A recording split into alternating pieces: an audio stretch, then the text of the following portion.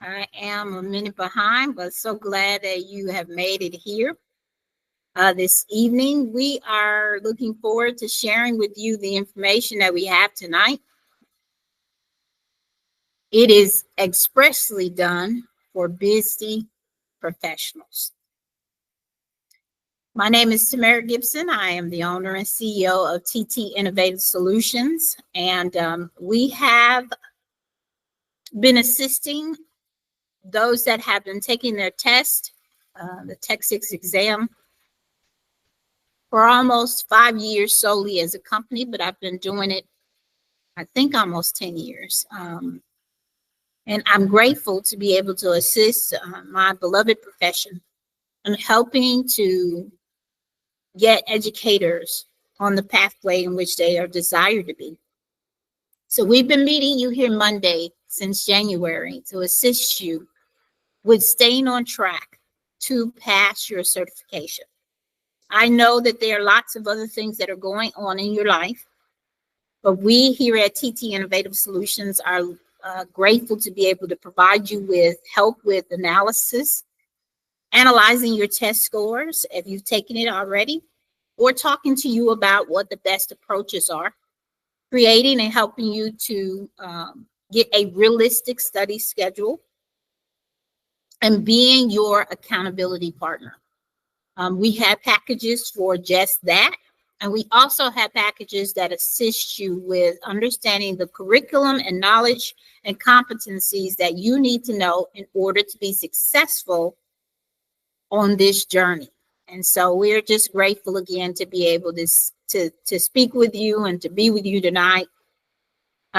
Anytime someone comes to the station, to our YouTube station, to view what we have to offer, it is an honor to continue to be able to serve you. You have all kinds of creators all over providing you with information, but you chose to come and spend the evening with us for 30 minutes, and we're grateful.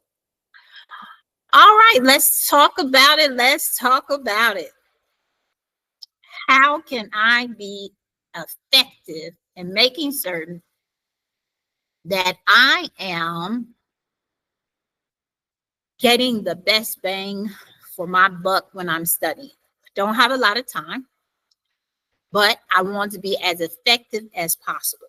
Well, we believe at TT Innovative Solutions in having innovative ideas. And that is using multiple learning modalities to help you to study and to understand and retain the information. So if you haven't thought about structuring your study skills, we're going to give you some reasons why, because we certainly have thought about it. And we are here presenting that information to you tonight. When you're trying to strengthen your memory and acquire new information and understanding while you're studying, there are various ways that we can have it presented to us. It's the same as when we're presenting information to our students. There are visual ways, auditory ways, and kinesthetic. So the icons that you see here tonight are going to be spread across the slides that I'm going to share with you and be able to assist you with the understanding.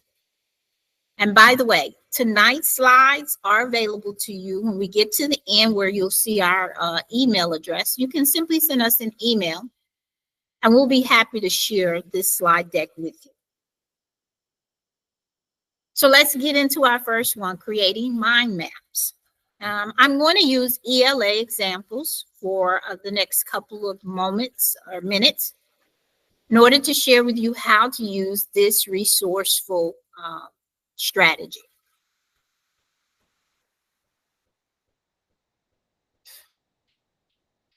This is a visual opportunity that I'm going to express and to share with you.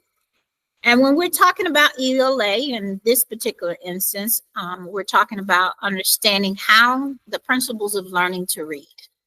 So phonemic awareness, phonological awareness, understanding the alphabet, word analysis, spelling, and encoding. It's all information that I need to know. But maybe I didn't come from the background of ELA, and maybe I'm not teaching ELA this year. So it's not something that I see all the time. It's not before me all the time, but I need to make sure that I have this information. One of the ways to do that is the mind mapping. So this example here is all about phonemic awareness. It's going to help you as you are writing out your notes, drawing yourself pictures of what the various ways are. Examples like what is blending, what is isolation, what is deletion, and you putting some examples out so that you, or drawing those things out so that you understand and remember what it is talking about. Another example that's visual as well is webbing. So in this example, it's talking about phonological awareness. It tells you that there are 5 parts, and then it goes deeper into phonemic awareness and what that means and the information that is involved. We go further, and this time I'm focusing on the auditory portion. So my example to you is for you to do a voice recording of yourself as you practice and as you read the information of what it would be like if you were to teach that subject or to teach this skill, excuse me. So what is phoneme isolation? I'm going to ask the child, what is the first sound that you hear in the word cat? And they should give me the k sound back. In phoneme deletion, I'm going to remove some said sound, front or the end, and then ask them what is left. Okay, and the example that I'm going to use today is to smile. If I take the s away from smile, what am I left with? That's what I want to do. And if you really want to be impactful as you are recording yourself explaining these different skills so that you can play them back to you, adding on the visual will help even more. So here in this example, I've added on the visuals for you to be able to see. There's the word cat. Understanding that I'm going to take off that, I'm going to isolate that first sound, and then going from a smile to mile when I take the s off, okay? So these are 2 examples of how you can use, or these are 2 examples within the understanding of how we teach students to read and practice certain set skills. But the example here again is for you to voice record yourself and play it back. Continuing on with another ELA example. It's one that I use often with my student candidates, and that is to use flashcards or letter tiles, okay? Either one can be influential in helping you to memorize said parts, okay? I'm trying to understand deletion. Maybe I'm going to use the letter cards to place it out, and then I do it. I practice doing it, okay? Remember down at the bottom, that's my kinesthetic learning here. Using flashcards to, flashcards in the sense of moving them, okay? And having, and I'm on the go. That's the way that I'm using flashcards in this example. And remember that you also have flashcards that are digital when you're using Quizlet. Let's get into a few math examples. So math, I want to draw a diagram. I cannot always, I haven't had math, this type of math in a very long time. I'm an elementary educator, and I haven't had math in this way in a very long time. And the best way for me to be able to use this example is to write out a diagram to remind me of the steps that I need to take and make in order for me to remember how to perform this particular action. And then the same is true for things like PIMS and the various different methodologies that are used and utilized when it comes to algebra. Now, I'm not saying algebra is the only thing on the math exam. I'm just giving you an example here of how you could use a diagram using a visual to remind you of how to solve said problems. Another one is to explain it aloud, okay? Math example. So in this example, I said you record for ELA. I can record for math as well. And the way that I would do it is to actually teach it like I'm teaching the skill itself. How much more are we going to memorize and understand and remind ourselves of what it is if we teach the actual practice, the step by steps of it? Then I say use this trusty thing that we always have in our hands or our pockets or our purse and record yourself so that as you're on the go, you're listening to yourself explain how to solve said problem, math strategy, whatever it is that you're needing to rehearse. Make it be with this, I like to call our computer that we have in our pocket and is with us all the time.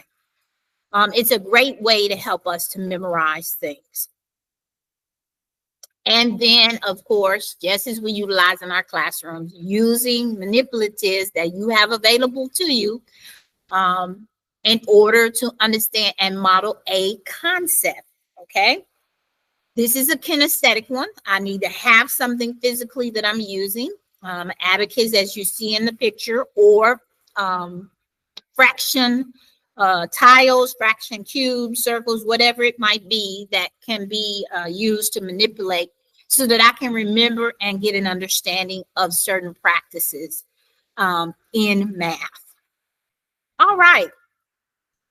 This is a good point to say that all of these strategies can be utilized in every single subject that we come in. So tonight, I didn't say it, but I'm focusing heavily on EC 391.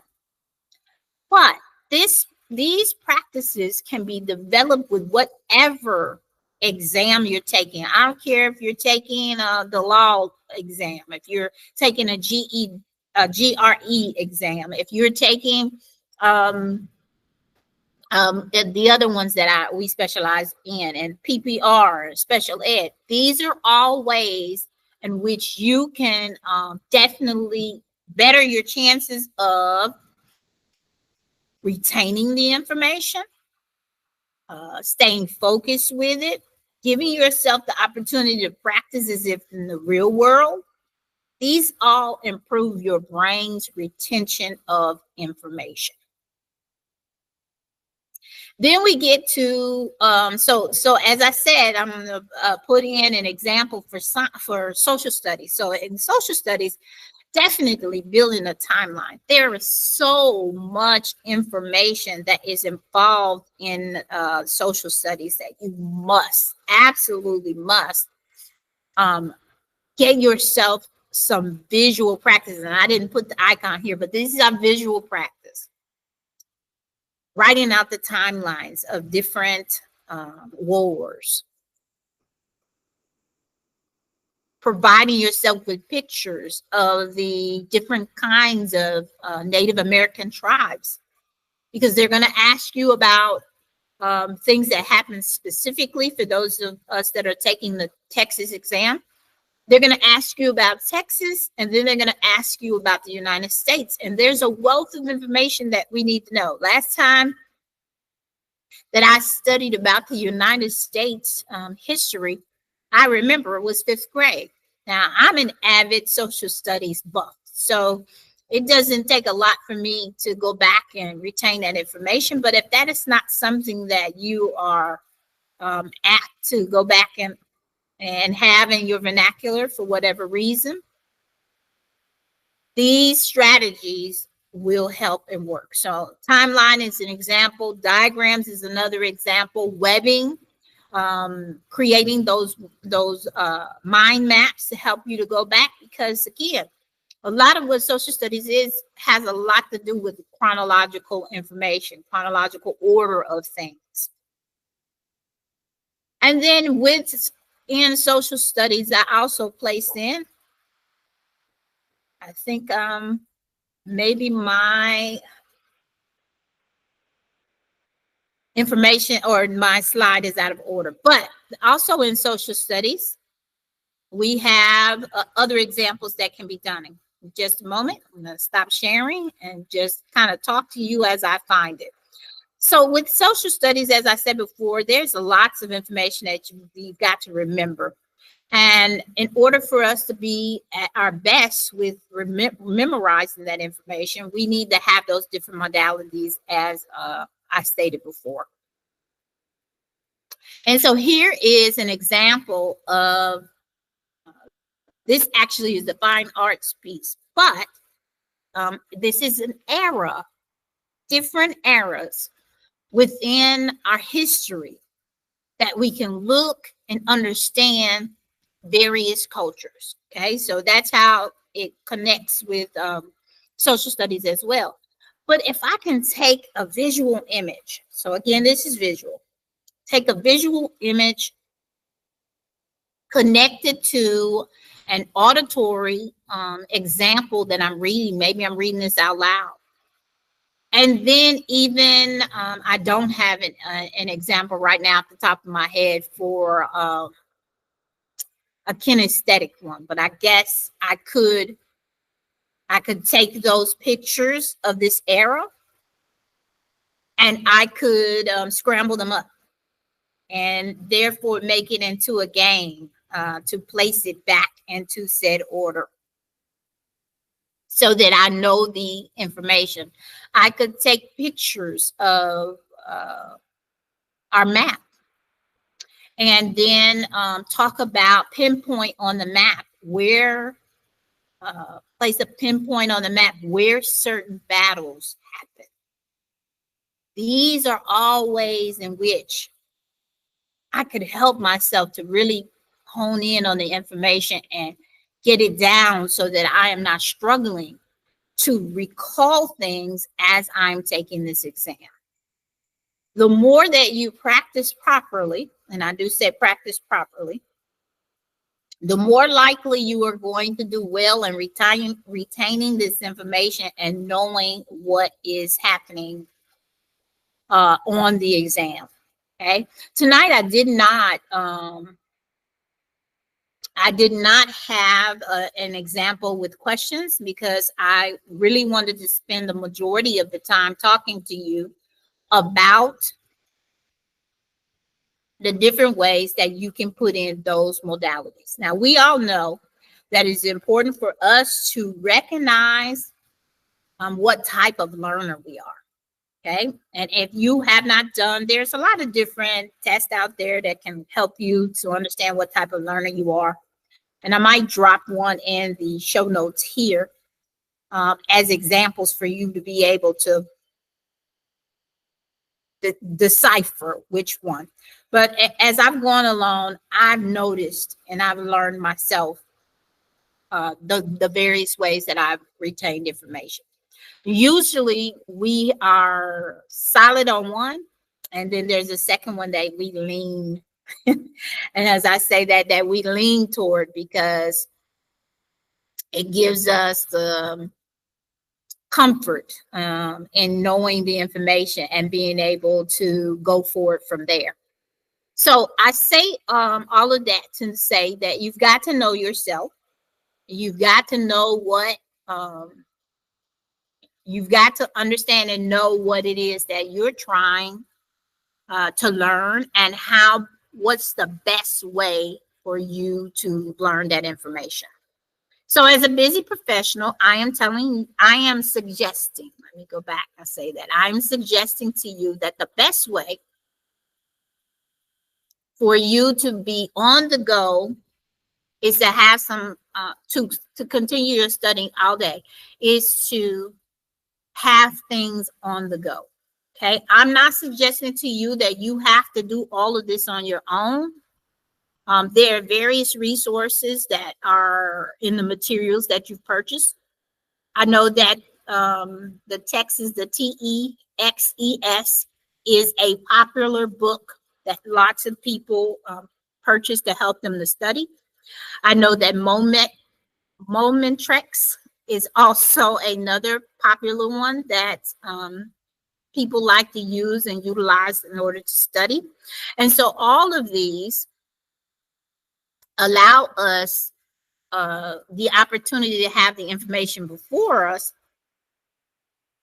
but I don't carry that big book around with me everywhere I go. Now, they also have some that are online, like 240 has quite a bit of information online. They also have their own book. And so we want to make certain that we are utilizing the resources that we have at hand and that on-the-go resources are available. We do have some on-the-go resources available to you. If you're interested, again, I'm going to get ready and share that information with you. I was trying to surf and find my other example that I wanted to give to you all before we go. I'll forego that for tonight and maybe place it inside of the show notes so that if you get an opportunity to come back, you'll be able to view it.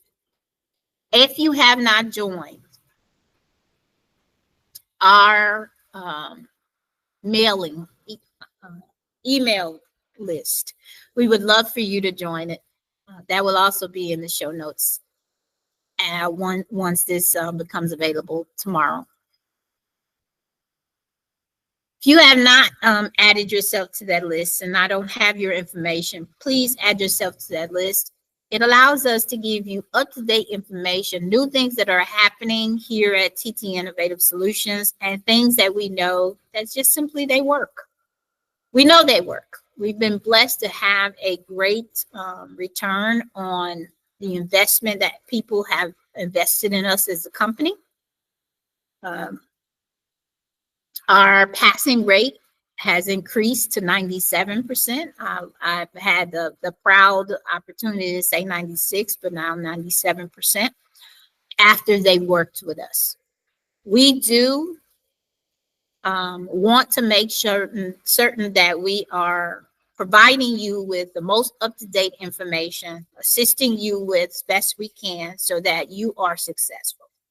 So in my closing tonight, I want to say that the 3 modalities that we started with, visual, auditory, and kinesthetic, are great ways for you to be able to stay engaged and focused while you're practicing and preparing, for you to increase your understanding of the concepts that you are sifting through and going over. And then also improving your brain retention, as I stated before. But more than all of those are ways in which you put real world application to it. Practicing teaching it to yourself. Drawing out a diagram.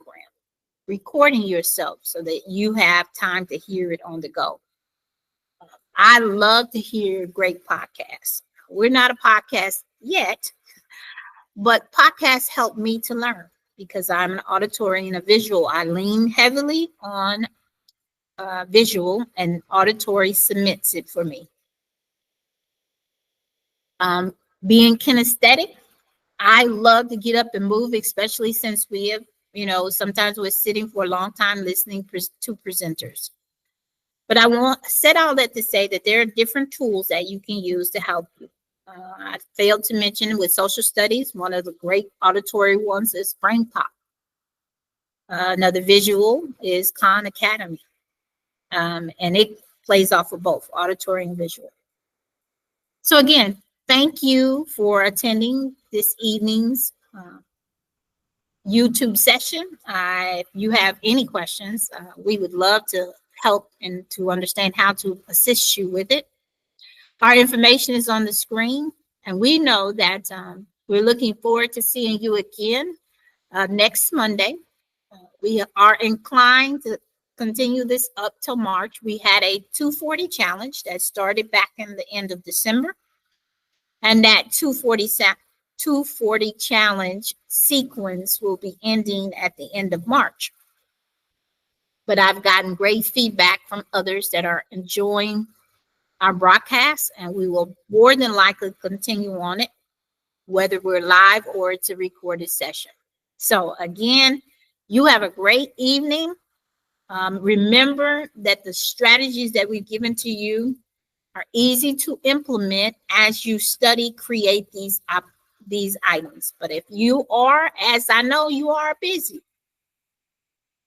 there are materials and resources that we have in order to help you. Again, good night. Have a great rest of your evening, and we'll see you again next Monday. Bye, everyone.